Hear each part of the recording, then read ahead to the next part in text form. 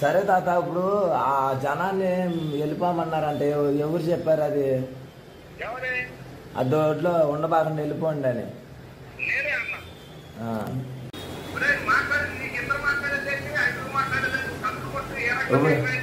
ఇప్పుడు వీళ్ళు నా ఆపుతా వెళ్ళొద్దని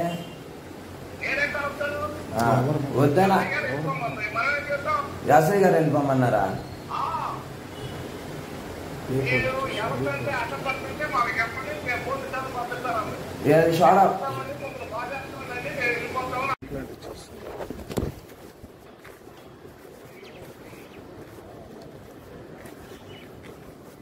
ప్రస్తుతానికి రేపల్లా వెళ్ళిద్ది. మనకు రసీదు ఇచ్చారా? ఎవరున్నారమ్మా? ఎస్పీ గారు ఉన్నారా? ఫస్ట్ తీసుకెళ్ళారు ఒక ఎస్పీ గారి దగ్గరికి. అక్కడ దాకా నన్ను వెళ్ళాలి.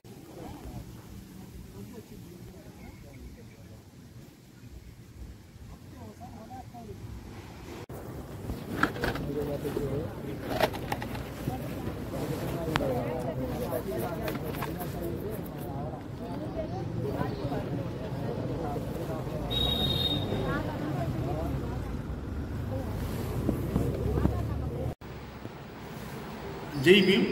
నా పేరు సౌటూరు సేనయ్య. యానాది మహానాడు ఆల్ ఇండియా రాష్ట్ర ఉపాధ్యక్షులుగా, అలాగే శ్రీ పొట్టి శ్రీరాములు నెల్లూరు జిల్లా అధ్యక్షులుగా పనిచేస్తున్నాను. ఈరోజు నాడు రేపల్లి మండలం రాజుల చెరువు గ్రామం, అది రాజుల చెరువు గ్రామము, బాపట్ల జిల్లా.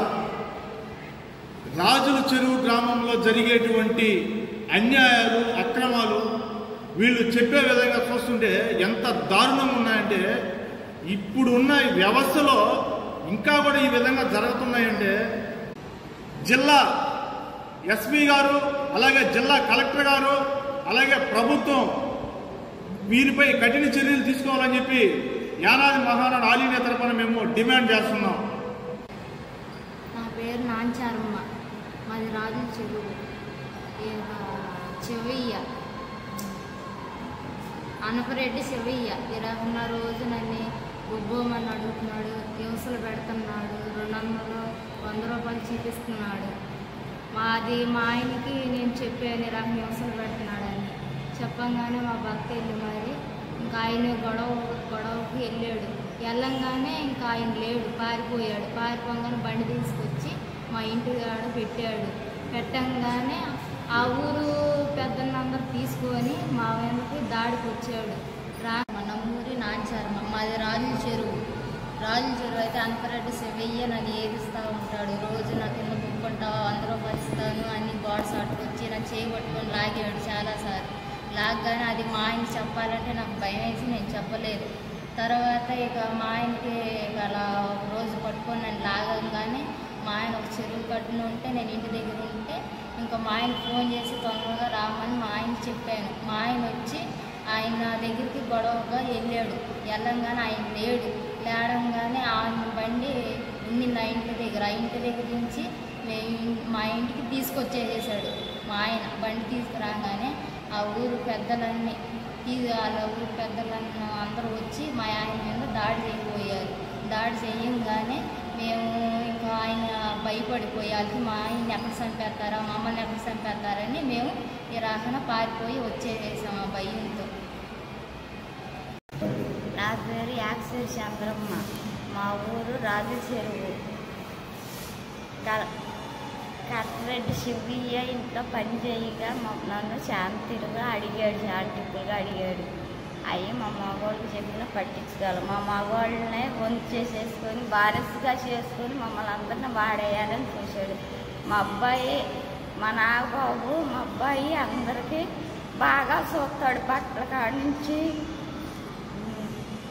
డాక్టర్ల కాడ నుంచి మా ఆడపిల్లలకి డెలివరీలు అయితే వాళ్ళందరికీ బాగా చూస్తాడు.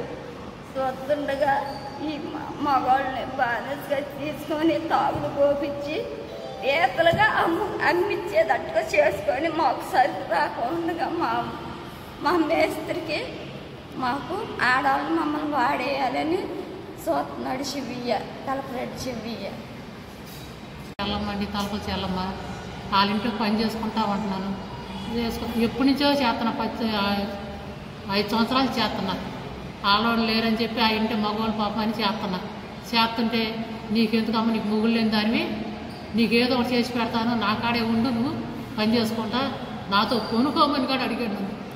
అడిగితే నేను అట్టాడు దాని కాదయ్యా, దేవుణ్ణి నమ్ముకున్న బెటర్, నేను నాకు అట్టాడు పనులు లేవు తండ్రి, నా భర్త ఎప్పటికైనా వస్తాడు, లేకపోతే నేను దేవుణ్ణి నమ్ముకొని ఉంటాను, నేను అట్టాడు పనులకు లంఘనం, నేను మటుకు ఆ పనులు చేయను, నువ్వు ఇచ్చే జీతం ఏందో, నువ్వు 1000 రూపాయలు ఇస్తున్నావు నాకు, ఆ 1000 రూపాయలతోనే బతుకుతాను అయ్యా, నేను కంటి ఆపరేషన్ కన్ను కనపడక నేను ఎన్ని బాధలు సోకరా నా కాడకు రా, నీకు అవన్నీ చూపెడతాను అన్నాడండి. ఇది నాకు జరిగింది. ఆయన అయితే శివయ్య గారు వాళ్ళని పనిచేసేది, వాళ్ళని పని చేసుకుంటున్నాను నేనే చేసేది పని. నాకు భర్త లేడని ఎట్టాగట్ట ఆయన అంటే అన్నాడు. మగవాడు చెప్పుకుంటే మళ్ళీ వాళ్ళు గొడవలు పడతారని ఎన్నిసార్లు దాచిపెట్టుకున్న మాట. మగవాళ్ళు గొడవలు అవుతాయని, నాకు మొగుడు లేడు, ఒంటరిగా పొరుకోవాలి ఆడదాన్ని, ఏటైనా ఏం చేస్తాడో నాకు భయం. ఇది జరిగింది నా బాధ ఇదమ్మా. నా పేరు భవానీ అండి, దుర్గా భవానీ. నేను మా పుట్టింటికి వచ్చే రాళ్ళ చెరువు బతకడానికని వచ్చా, చెరువుల మీద బతకడానికని వచ్చాము. మేము వచ్చిన కాడి నుంచి మా అమ్మ లేదు, ఊరు వెళ్ళిపోతే మేము అమ్మ 2 రోజులు పని చేయమంది. చేసినందుకు చివయ్య మమ్మల్ని బలవంతంగా అడిగాడు, నన్ను కూడా, నువ్వు వస్తావా లేకపోతే రావా మర్యాదగా, లేకపోతే మీ ఆయన్ని జీతం నుంచి తీపిచ్చేస్తానని చెప్పాను అన్నాడు. మా ఆయన అదంటే ఒక ఓనర్ దగ్గర పని చేస్తున్నాడు, చేసేవాడిని కూడా పక్క నుంచి తీసేస్తామని అన్నాడు. ఆయన తీసేస్తామని అన్నాక మా అబ్బాయి అక్కడి నుంచి గొడవ పెట్టుకుని వచ్చేసిన కాడి నుంచి సీన్ అన్న ఒక ఆయన, బండిరెడ్డి సీన్ అని ఉన్నాడు. బండిరెడ్డి సీను మా అబ్బాయిని మా మీదకి, మేము ఎస్టీలు యానాదుల్ని, మా మీదకి రావడానికి యుద్ధానికి వస్తున్నాడు, మా మీద కొట్టడానికి వస్తున్నాడు. మాటకు ముందు దేనికైనా ప్రతిదానికి మా మీదకి వస్తున్నాడు. నెంబర్ గారని ఉన్నాడు, గుడ్డి తాతని, ఆయన మమ్మల్ని చాలా హింసిస్తున్నాడు. నీ ఊరికి ఒకరిని చేసుకుంటారు, అనసు ఊరికి ఒకరిని చేసుకుని మమ్మల్ని బతకాలి. ఆయన పేరు సలసల సీతారామయ్య. ఆయన అంటున్నాడు మమ్మల్ని అట్టని అంటున్నాడు, ఊరికి ఒకరిని చేసుకొని బతుకుతారు, ఊరికి ఒకరిని చేస్తారు, యానాదులు అని చెప్పాను అంటున్నాడు. మేము యానాదులు ఊరికి ఒకరిని చేసుకుని బతుకుతాము, ఆయన కింద మేము పడుకోలేదని చెప్పి మా మీద ఇట్లా నిందులు వేస్తున్నాడు. మమ్మల్ని అడుగుతున్నాడు, నా వయసు ఎంత, నేనెంత, నన్ను కూడా అడుగుతున్నాడు వచ్చి నన్ను. ఆయన్ని వాళ్ళల్లో అబ్బాయి అతికి వాళ్ళలో మేము ఉండేవాళ్ళమి. మమ్మల్ని ఎందుకంటే హింసేయటం వాళ్ళు, మేమేమైనా చేసామా సారు? మేమేం చేయలేదు, మమ్మల్ని మాత్రం మీరే కాపాడాలి, మా అబ్బాయిని మాత్రం చంపేయాలని చూస్తున్నారు. పోలీసులను తీసుకొచ్చి మా వాళ్ళందరం బెదిరించి మా అబ్బాయి దగ్గర ఉన్న వాళ్ళందరినీ తీసుకెళ్ళిపోయారు. ఇక్కడి నుంచి ఏటకు వచ్చిన వాళ్ళందరూ, వాళ్ళందరినీ తీసుకుని వెళ్ళిపోయారు. తాటలు ఎక్కించుకొని వాళ్ళందరూ మేము ఏదో బతకడానికి వచ్చి ఒక ఇంట్లో రైతుల ఇంట్లో ఉంటుంటే మా ఏదో 4 ఇంట్లో పాయస పని చేసుకొని బతుకుతున్నాను. మా ఆయన చెరువుల మీద ఉంటాడు, మా ఆయన కూడా చెరువుల మీద తీసేయాలని చెప్పానని చెప్పి ఫోన్లు చేస్తున్నాడు. శివయ్య అన్న ఆయన మమ్మల్ని అసలు ఇప్పుడు ఊర్లో లేకుండా పంపించేయాలి, కారుకు రాలి అమ్మాయినే అని చెప్పని అంటున్నారండి. మాకు అందరూ కలిసి మాకు న్యాయం చేయండి సార్, అది మాకు కావాల్సింది. మంగమ్మ నంబూరు అర్జునరావు కోడలని. ఆ రోజు మా కోడల్ని చేయబట్టుకుని అలర్దైపోతుంటే శివయ్య మా కొడుకు ఫోన్ చేసి మా అబ్బాయి కదా చెరువు కాడికి వచ్చారు, వెళ్ళిపోతే అప్పటికి మా అబ్బాయి వచ్చి గొప్పని బండి రాకొచ్చి దొడ్లో పెట్టినాక వాళ్ళందరూ కలిసి ఊళ్ళో రైతులు మాత్రం మా అబ్బాయి మీదకి వచ్చారు, కొడతానికి మీదకి వచ్చారు. మా ఆయన తిట్టారు, మా ఆయన ఇల్లు తిట్టంగానే మా ఆయన కూడా కొట్టబోయారు. ఇక తర్వాత మా అత్త కూడా మాట్లాడుతుంటే మా అత్తను కూడా దోసేసేసారు వాళ్ళందరూ కలిసి. తర్వాత ఇంకా నేను వచ్చేసిన తర్వాత మా అబ్బాయిని తెల్లారి కట్టేసి కొట్టాలన్నారు. మా అబ్బాయిని ఊళ్ళో వాళ్ళకి దొరికితే 4 బాబుని కట్టేసి కొట్టాలని అన్నారు. ఇక తర్వాత మళ్ళీ బాయిల్లో నీళ్ళు కొడుతున్నా ఊరుకోము, రైతుల్ని ఉన్నాయి కూడా ఇక్కడ తరిమేయాలి రైతుల్ని అని మాట్లాడుకుంటున్నారు అందరూ. తెల్లారి పొద్దున వచ్చి ఆయన సీతారామయ్య వచ్చి నన్ను బెదిరించాడు, నీ కొడుకు మేము 26 రోజు పోలీసులు వచ్చిన రోజున ఎట్ట బతుకుతారా ఇక్కడ నుంచి చూసుకొని సిక్కేసాడు. ఒకనాడు వాళ్ళ నాన్నకి ఒంట్లో బాగుంటుందా, బాగోకపోతే ఏదన్నా ఆయాసం ఎక్కువ, మా మామయ్య ఇటుకల ఆయాసం గడ్డాలు ఇచ్చేవాడు, గోడ దగ్గరికి వచ్చి తీసుకెళ్ళేవాడు.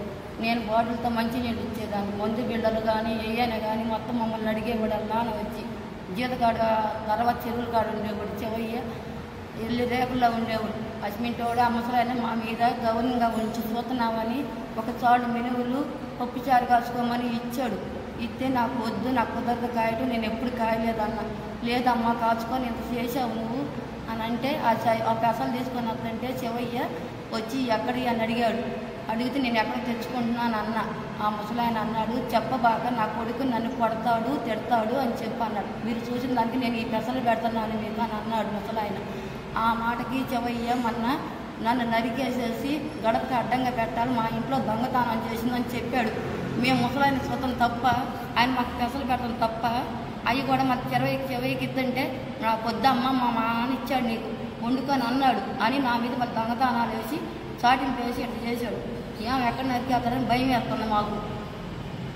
మమ్మల్ని మీరే ఆదుకోవాలి, మీరు అందరు కలిసి న్యాయం చేయాలి. పట్టి మీదకి అలా నీరు ఎవరన్నా దారం వెళ్ళినా కూడా ఇది మాది, పనులు చేయకపోతే ఇదిగో మీరు ఈ పనులకు రావడం లేదు, ఆ బాట నడవద్దని అంటున్నారు. ఈ దరి నుంచి ఆ దానికి పట్టేత పట్టి మీద వెళ్తే ఊరుకోరు, పొలాలు నరుక్కుంటే ఊరుకోరు, కట్టక బయటికి వెళ్తే ఈ దారిలో ఏరుతున్నారు అంటున్నారు. మేము ఎట్ట బతకాలండి, ఎట్ట చెయ్యాలి? రైతులు వాళ్ళలాగా మేము శుభ్రంగా ఉండలేదని బాయిలో నీకు తోడొద్దు అంటారు. శుభ్రంగా ఉండాలంటే మా ఇదిగానే మేము అంటాము. నంబూరు రావడమ్మ ఏటకాలు వచ్చాం, మేము వరకు వస్తే మమ్మల్ని ఎంతమంది పెడుతున్నాడు శివయ్య.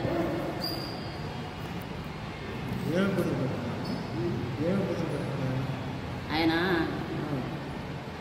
ఆడవాళ్ళని రమ్మంటున్నాడు, రేపు చేస్తానికి రమ్మంటున్నాడు. ఆడవాళ్ళని డబ్బులు ఇస్తాను అంటున్నాడు. ఎంత ఇస్తాను చెప్పారు? 100 రూపాయలు. 100 రూపాయలకి భర్తలు చెప్పుకుంటున్నారా? మా భర్తలకు చెప్తున్నాం కానీ మళ్ళీ తిడతారేమో అని మళ్ళీ ఆయకాస్తున్నాం. 100 ఇస్తాను కింద పండుకొని కాసేపు ఆడవాళ్ళని నానా విసులు పెట్టేస్తున్నాడు. దానివల్ల మేము కనీసం బావి గడికి వెళ్ళి మంచిలు తెచ్చుకోవాలని కానీ చాలా కష్టంగా ఉంటుంది. బయటికి వెళ్తే ఎక్కడ చంపేస్తారని భయపడుతున్నాం. దానివల్ల మాకు మీరే దయచేయమని మీకు దండం పెట్టుకుంటున్నాను. నంబూరు చేయనండి, మాది రాజుల చెరువు. నేను ఈ ఊరు 5 సంవత్సరాలండి. కనీసం రోడ్డు మీద తిరగాలన్నా, ఎటుని ఏటకెళ్ళాలన్నా, ఎన్నో ఆడపిల్ల వదిలేసి వెళ్ళాలన్నా భయం వేస్తుంది. 200 ఇస్తాను 300 ఇస్తాను కింద పండుకొని కాసేపు ఆడవాళ్ళని నానా విసులు పెట్టేస్తున్నాడు. దానివల్ల మేము కనీసం బావి గడికి వెళ్ళి మంచిలు తెచ్చుకోవాలని కానీ చాలా కష్టంగా ఉంటుంది. బయటికి వెళ్తే ఎక్కడ చంపేస్తారని భయపడుతున్నాం. దానివల్ల మాకు మీరే దయచేయమని మీకు దండం పెట్టుకుంటున్నాం. నువ్వు ఉంటా పోతా దేవుతో కూడా అని చెప్పి నన్ను అడిగాడు. మా యాభై కొట్టుకోవటమే నువ్వు వాడుతుంది అని చెప్పి నేను నెంబర్ గారికి ఇలా చెప్తే 10 మందిలో దాచుకున్నారు. దాచుకున్న తర్వాత మళ్ళీ తెల్లారి పొద్దున్న మా యాభైని ఏమర్చుకుంటే నీ పని ఇప్పుడు కాదు తర్వాత చెబుతాను అని చెప్పి అన్నాడు. ఇంతవరకు అన్ని నేను పలకలేదు, నేను పలకింట్లా. తర్వాత ఇప్పుడు మళ్ళీ మా కోళ్ళ మీద పెట్టాడు. మా కోళ్ళ మీద పెట్టి ఈ రకంగా విభజిస్తున్నాడు. ఇప్పుడు ఆమెను చేస్తూ ఉన్నాక మా నాగబాబు చూశాడు. చూసి మా నాగబాబు కూడా ఆమెని బండిని లాక్కొచ్చి పడేలాగా ఆ పిల్లలంతా కలిసి మా అబ్బాయిని కొట్టబోయారు. రైతులు కొట్టబోతే నేను అడ్డు వెళ్తే వీళ్ళు అన్నారు, నువ్వు అడ్డు వచ్చి మేమని చూసేవారని చెప్పి నా మీద కేసు ఇది పెట్టారు. ఎంత పెట్టారు? నేను పిక్కో అని నన్ను వచ్చి పెట్టారు. ఏమంటే నన్ను అరెస్ట్ పెట్టారు. నేను తెల్లపొద్దున నేను వెళ్ళా. మళ్ళీ తెల్లపొద్దున వచ్చి పోలీసులు తీసుకొచ్చి మా బేటగోళ్ళని మన్ని మొత్తం తీసుకెళ్ళి చోడపల్లి ఎస్సీకి అప్పు చెప్పారు. ఎస్సీ పెట్టినప్పుడు వాళ్ళు మరి ఇక్కడి నుంచి ఎవరు పని చేశారో ఏం జరిగిందో అది పాపం నాకు తెలియదు. 10 నిమిషాలు ఆగిన తర్వాత ఈ అందరు రండి అన్నారు. వీళ్ళందరూ ఎక్కించారు.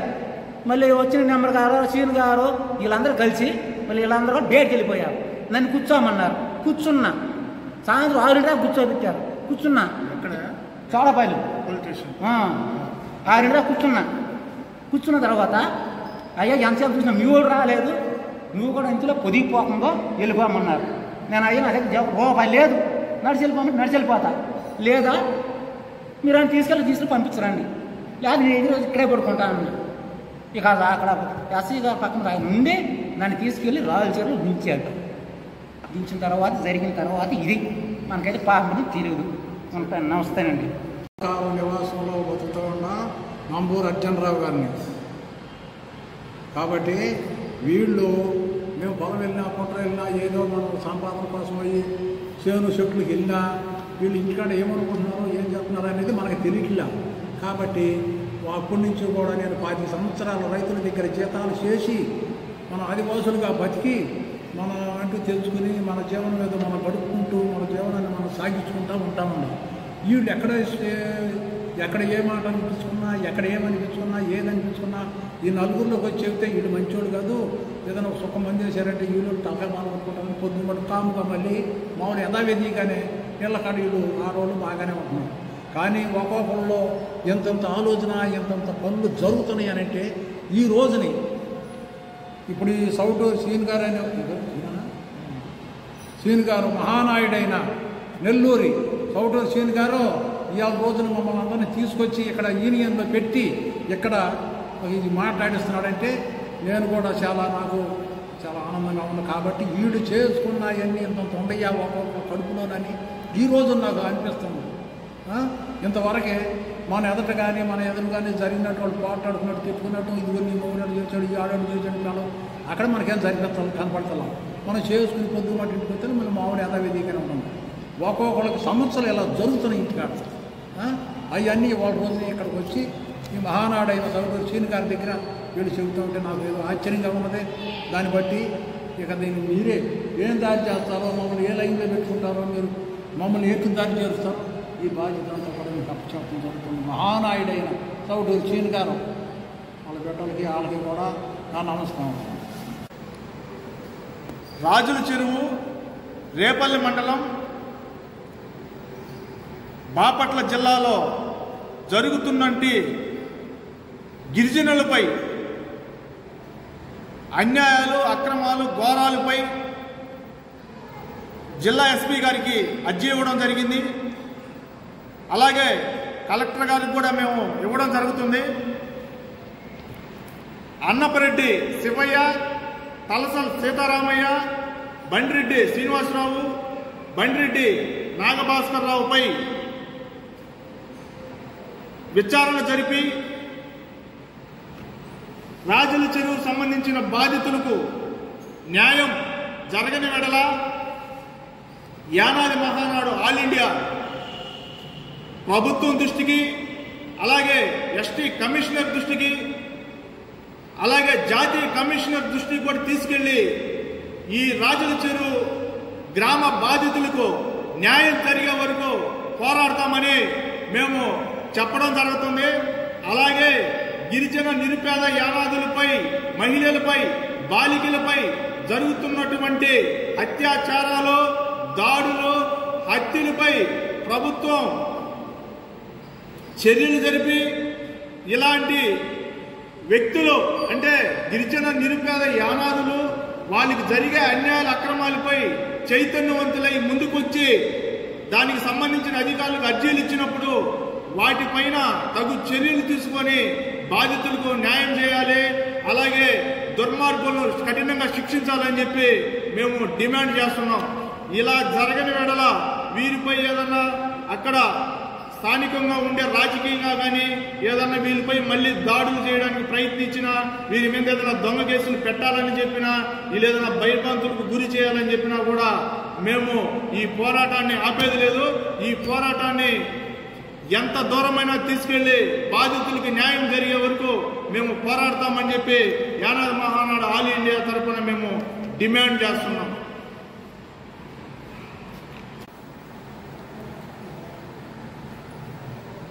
రాజుల చెరువు గ్రామంలో జరుగుతున్నటువంటి అన్యాయాలు, అక్రమాలు, ఘోరాలు ఏ విధంగా ఉన్నాయంటే ఈ ఆంధ్రప్రదేశ్ రాష్ట్రంలో ఈ రాజుల చెరువు ఒకటే అనుకుంటున్నాం, మరీ విపరీతంగా ఉందన్నమాట అక్కడ. ఎందుకంటే ఆంధ్రప్రదేశ్ రాష్ట్రంలో గిరిజన నిరుపేద యానాదులు ఉంటున్న ఆయా గ్రామాలలో, ఆయా ఏరియాలలో, ఆయా సంఘాలలో అన్నపరెడ్డి శివయ్య తండ్రి అన్నపరెడ్డి రత్తయ్య, అలాగే తలసల సీతారామయ్య తండ్రి జగన్నాథరావు, ఇలాంటి వ్యక్తులు ఆంధ్రప్రదేశ్ రాష్ట్రంలో ప్రతి ఒక్క యానాది సంఘాలలో, కాలనీలలో ప్రతి ఒక్కరూ అంటే ఏ విధంగా అయితే అన్నపరెడ్డి శివయ్య, తలసల సీతారామయ్య అయితే ఏ విధంగా రాజుల చెరువు గ్రామంలో అయితే ఏ విధంగా నిరుపేద యానాదులు ఏ విధంగా అయితే బానిసలుగా చేసుకుంటున్నారో అదే విధంగా ఆంధ్రప్రదేశ్ రాష్ట్రంలో ప్రతి గిరిజన నిరుపేద యానాదులు ఉంటున్న సంఘాలలో కార్యాలయంలో ప్రతి ఒక్కరూ ఇదే విధంగా బానిసలుగా చేసుకోవడం వల్ల గిరిజన నిరుపేద యానాదుల్లో చైతన్యమే లేకుండా పోతుంది. అదేవిధంగా ప్రభుత్వం గిరిజన నిరుపేద యానాదులకు ఎన్నో సంక్షేమ పథకాలు, జీవోలు, ఎన్నో అభివృద్ధి పథకాలు ఇస్తున్నా కూడా ఇలాంటి వారి వల్ల బానిస బ్రతుకులకే పరిమితం అయిపోతున్నారు. కారణం ఏంటంటే ఇలాంటి వారిని కఠినంగా శిక్షించినప్పుడే గిరిజన నిరుపేద యానాదులలో చైతన్యం వస్తుంది, తర్వాత వాళ్ళు అభివృద్ధి చెందుతారు. ఎందుకంటే ఇలాంటి వారు గిరిజన నిరుపేద యానాదుల సంఘాల కాలనీలు అడ్డగించుకొని వాళ్ళని బానిసలుగా చేసుకొని వాళ్ళకి ప్రభుత్వ పథకాలు కూడా అందకుండా చేస్తున్నారు, వాళ్ళని అభివృద్ధి చెందకుండా చేస్తున్నారు. ఎప్పటికైనా వాళ్ళు బానిసత్వంగానే బతకాలి తప్పనిచ్చి వారికి సొంత వ్యాపారాలు చేసుకోకూడదు, వారు అభివృద్ధి చెందకూడదు, వాళ్ళ పిల్లల్ని మంచి స్కూల్లో చదివించకూడదు. ఈ విధంగా అడ్డగించుకోవడం వల్ల గిరిజన నిరుపేదలో చైతన్యం అనేది రాకుండా పోతుంది. దయచేసి ప్రభుత్వం ఆదుకోవాలని చెప్పి కూడా గిరిజన నిరుపేదలు యానాదులు ఎప్పుడైనా అర్జీలు ఇచ్చినప్పుడు వాటిపై కఠిన చర్యలు తీసుకోవాలని చెప్పి కూడా మేము తెలుపుకుంటాం.